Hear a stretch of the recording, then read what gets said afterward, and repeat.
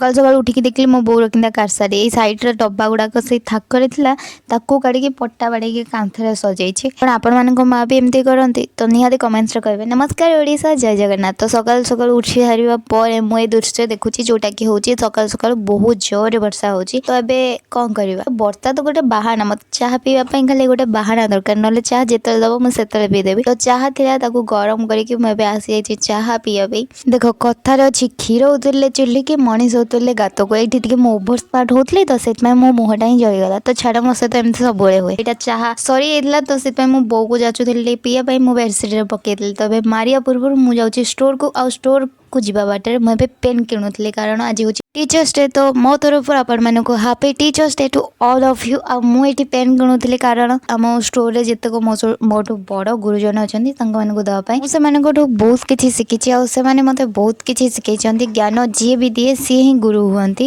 ଆଉ ଏବେ 4ଟା ବାଜିଯାଇଥିଲା ତ ମୁଁ ଆସିଥିଲି ବାହାରକୁ ଜଳଖିଆ କରିବା ପାଇଁ। ଆଉ ଆଜି ସବୁ ଜଳଖିଆ ଦୋକାନ ବନ୍ଦ ଥିଲା ତ ଆମ ଷ୍ଟୋରଠୁ ସେପଟ ରୋଡ଼ରେ ଗୋଟେ ଜଳଖିଆ ଦୋକାନ ଥିଲା, ମୁଁ ସେଠିକି ଖାଇବାକୁ ଆସିଥିଲି। ମୁଁ ଥରେ ମସଲା ବରା ଖାଇଥିଲି, ସେଇଟା ମୋତେ ବହୁତ ପସନ୍ଦ ହେଇଥିଲା କିନ୍ତୁ ମୁଁ ଜାଣିନଥିଲି କି ସେଇଟା ଏଇ ଦୋକାନରେ ମିଳୁଛି। ମୁଁ ଖାଲି ଖାଇଥିଲି ଆଉ